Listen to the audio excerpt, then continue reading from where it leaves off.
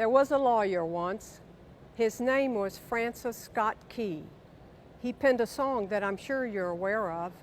You've seen it. It's in most hymnals in churches throughout our country. It's called the National Anthem. It's our song as an American.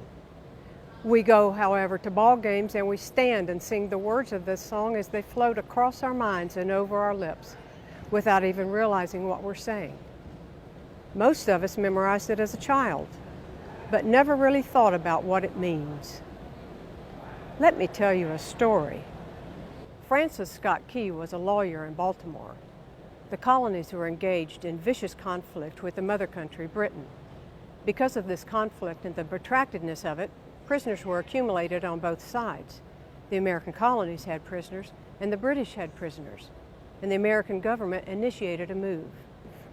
They went to the British and they said, "Let us negotiate for the release of these prisoners." They said, "We'd like to send a man out to discuss this with you." They were holding the American prisoners in boats about 1,000 yards offshore. They said, "We'd like to send a man by the name of Francis Scott Key. He will come out and negotiate to see if we can make a mutual exchange." On the appointed day, in a rowboat, he went out to their boat and negotiated with the British officials, and they reached the conclusion that the men could be exchanged on a one-for-one basis. Francis Scott Key, jubilant with the fact that he had been successful, went down below in the boats to tell the men. And what he found in that cargo hold was a humanity of men. And he told them, "Men, I have good news for you. I have successfully negotiated for your return to the colonies. Tonight you'll be free. Free of this boat, free of these chains, free of this filth." Francis Scott Key went back on top to arrange for their passage to shore, and the admiral said to him, "We have a slight problem." He said, "We will still honor our commitment to release these men, but after tonight, it will be merely academic. It won't matter." Francis Scott Key said, "What do you mean?" He said, "Well, Mr. Key, tonight we have laid an ultimatum upon the colonies. Your people will either capitulate and lay down the colors of that flag that they think so much of, or you see that fort over there, Fort McHenry? We will remove it from the face of this earth." He said, "How are you going to do that?" He said, "If you will, scan the horizon of the sea." And as he did, he could see hundreds of tiny dots. That, he said, is the entire British war fleet. All of the gunpowder, all of the armament has been called upon to demolish that fort. They will be in striking distance within a matter of about 2.5 hours. This war is over. These men will be free anyway. He said, "You can't shell that fort. It's a large fort. It's full of women and children." He said, "It's predominantly not a military fort." He said, "Don't worry about it. We've given them a way out." He said, "What's that?" He said, "You see that flag flying way up over the rampart? We've told them if they will lower that flag, the shelling will stop immediately, and we will know they have surrendered, and you will now be under British rule." Francis Scott Key went below to tell the men what was about to happen. And they said, "How many ships?" And he said, "Hundreds." As the ships drew nearer, Francis Scott Key went back on top and said, "Men, I'll watch what happens from here, and I'll report down to you as I watch." Twilight began to set in. There was a mist hanging over the sea as it does at sunset. And suddenly the British war fleet unleashed. Bam, he said. The sound was deafening. There were so many guns, there was no relief. He said it was absolutely impossible to hear or to talk, and the sky, although dark, was suddenly lit. And Francis Scott Key said all he could hear was the men below saying, "Tell us where the flag is. What have they done to the flag? Is the flag still flying over the rampart? Tell us." 1 hour, 2 hours, 3 hours into the shelling, every time a bomb would explode and it would be near the flag, you could see the flag in the illuminated red glare of that bomb. And Francis Scott Key would shout down to the men below, "It's still up.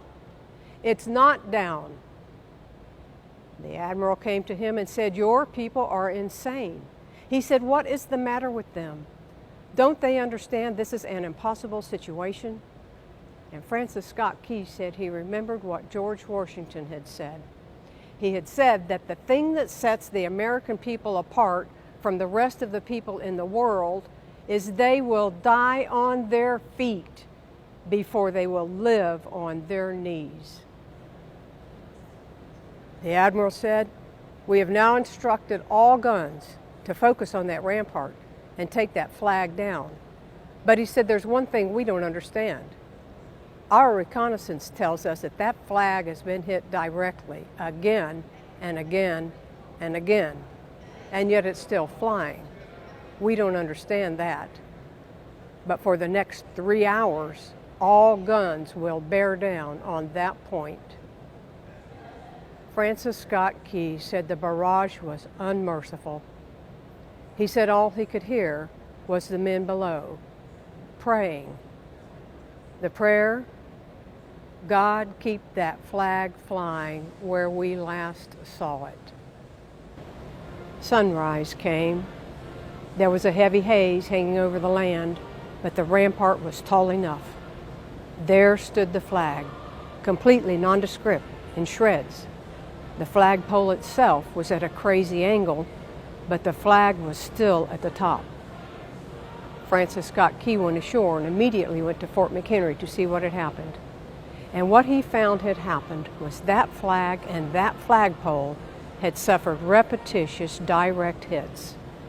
And when it had fallen, the men, fathers, who knew what it meant for that flag to be on the ground, although knowing that all British guns were trained on it, walked over and held it up, humanly, until they died. Their bodies were removed and others took their place. Francis Scott Key said what held that flagpole up at that unusual angle were patriots' bodies. And he penned the song, "Oh, say, can you see by the dawn's early light what so proudly we hailed at twilight's last gleaming? For the rocket's red glare, the bombs bursting in air, gave proof through the night that our flag was still there. Oh, say, does that star-spangled banner yet wave o'er the land of the free and the home of the brave?" The debt was demanded. The price, it was paid.